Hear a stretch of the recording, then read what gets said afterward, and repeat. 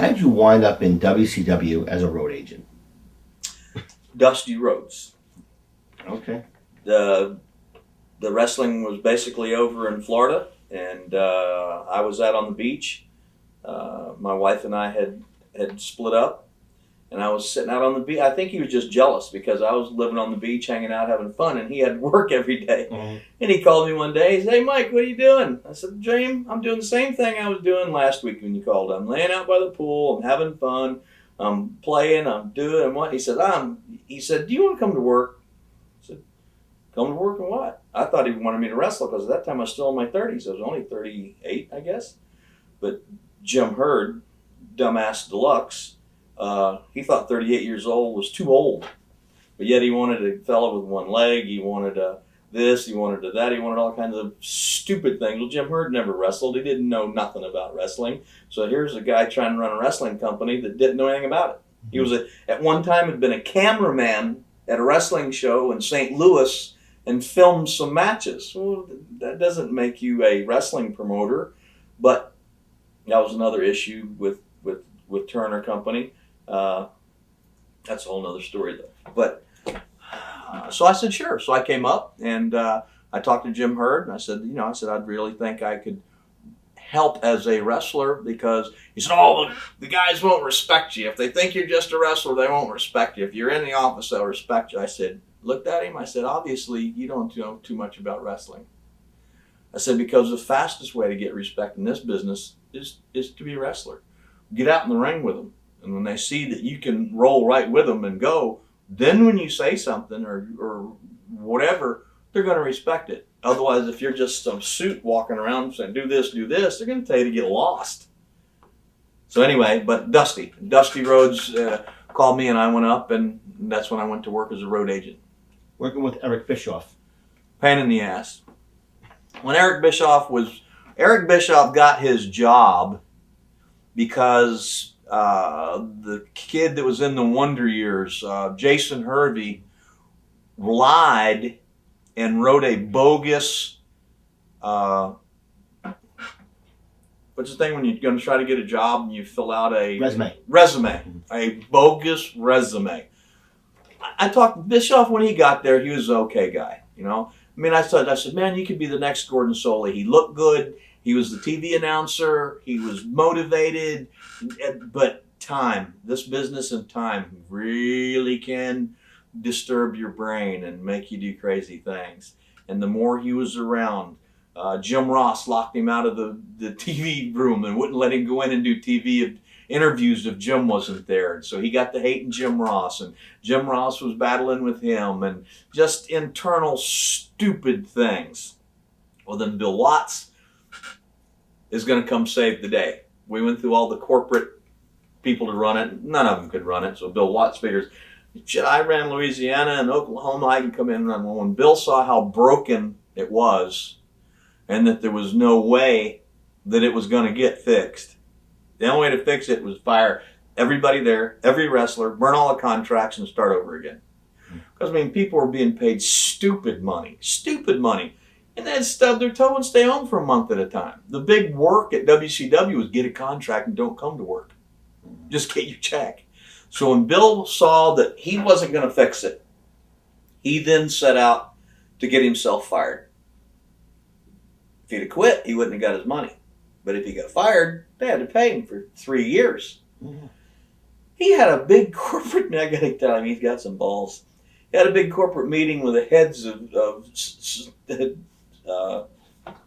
Turner, and he had a beautiful office with a great big balcony and all that kind of stuff.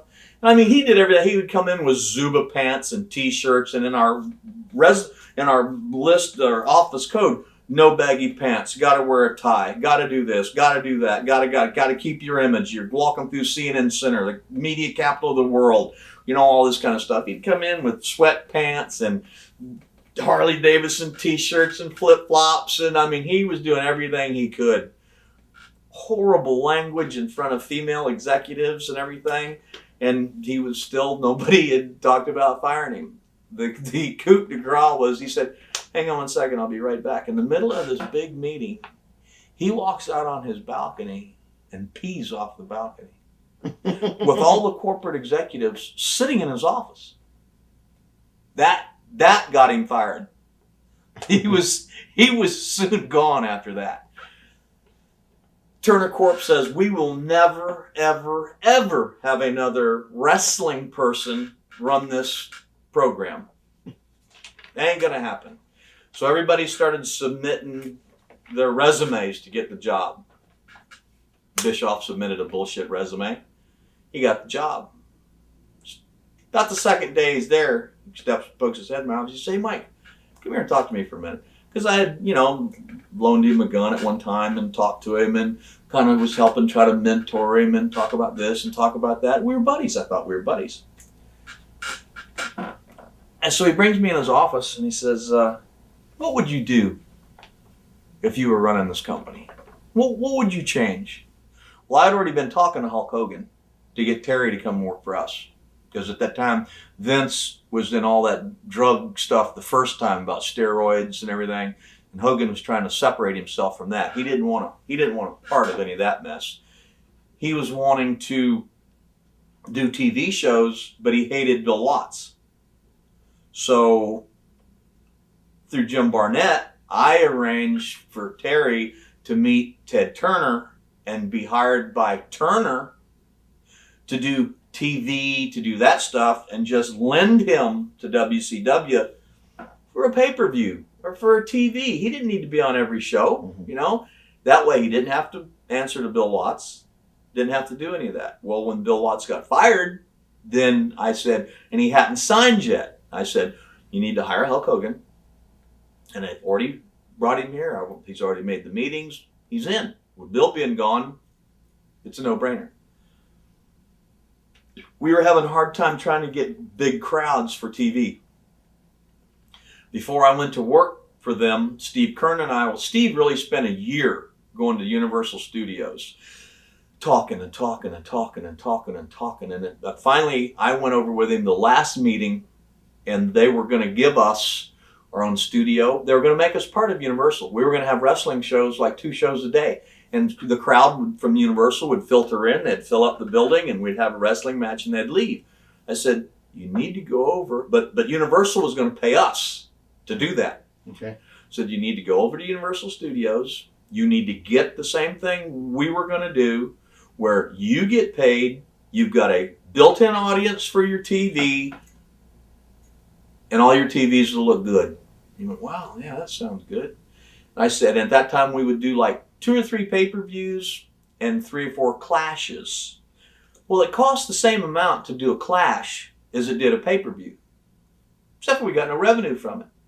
So I said, stop the clashes. I said at that time it was like, I want to say $250, $300 to do a clash, or it was the same thing to do a pay-per-view. I said, do a pay-per-view once a month. We get some. We're not out there, doing it for nothing. I said, and if you use your TVs, we'll take the pay-per-views and we'll book it like we used to book Bayfront Center. We would use our TV in Tampa and around that area and build and create. Then we'd have the big blow-off and at the Bayfront Center or Lakeland or whatever once a month. So I said, we'll use our TVs, we'll use all the stuff and create, and then once a month we'll have a pay-per-view. Instead of a big live event, we'll do a pay-per-view. So I was sitting in his office and he called Universal. Eddie Mansfield happened to be at Universal after Kern spent a year talking to these people. Then I went over for the final meeting and we ran into him at a 7-Eleven or something. He was trying to get some TV show or something like that. Well, he just happened to sit in on our meeting. A month after that, Kern went to work in Tennessee or someplace. And Dusty called me, and I went to WCW. Eddie Mansfield to this day still has wrestling at Universal Studios. When I went to work and Kern went to work, because Eddie was sitting in the meeting, they thought he was like part of our company.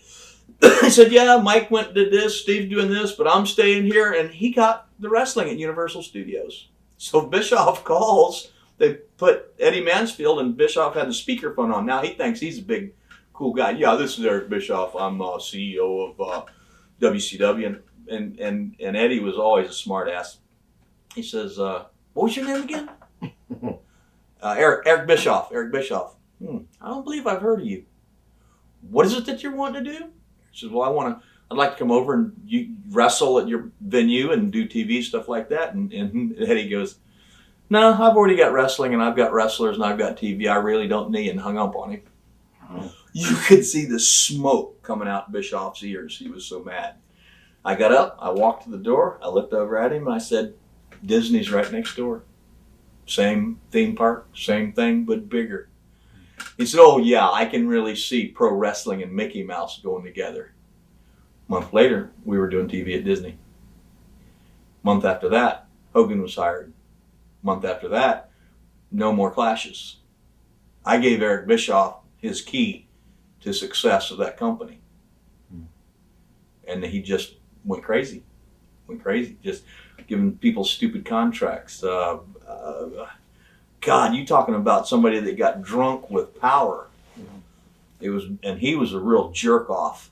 You know, I have no respect for him in any way, and I hope you hear this interview, Eric, because you're a thief and you're no good.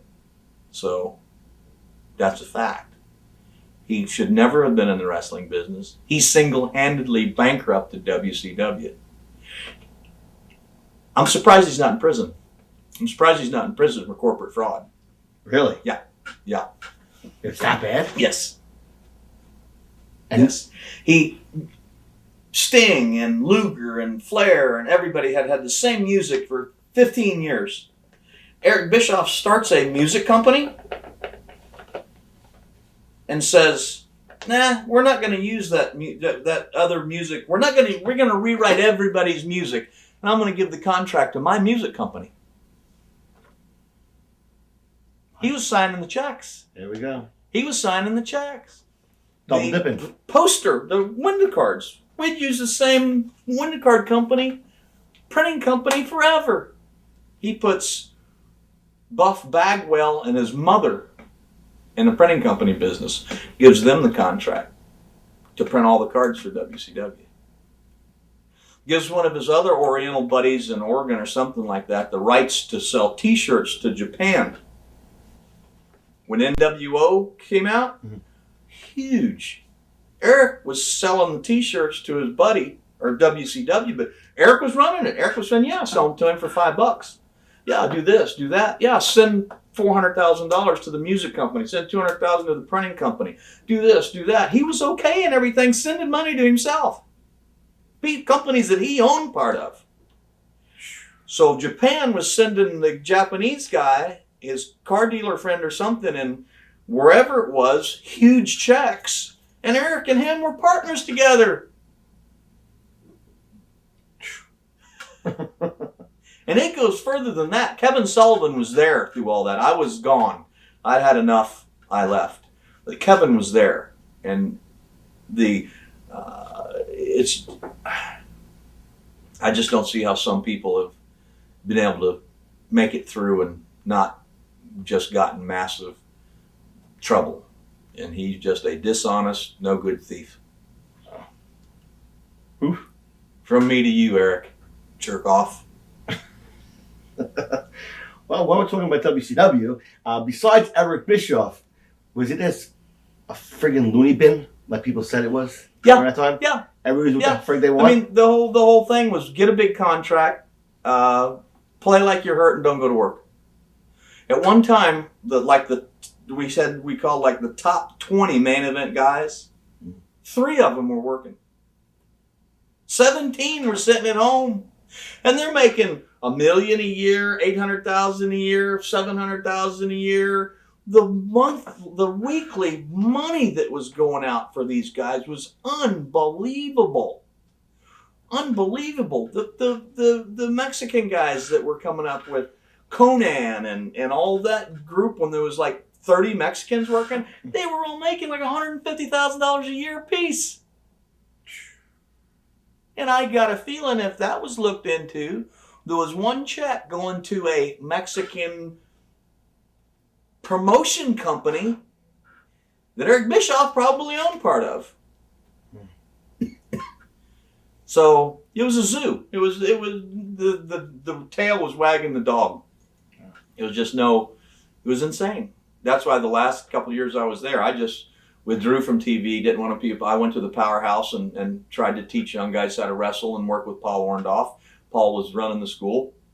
Paul started in my office in Tampa, and I didn't want to be around the TVs. I didn't want to be around the people. And that other dipshit they sent down there, Vince Russo from New York, I mean, he couldn't have booked a phone booth.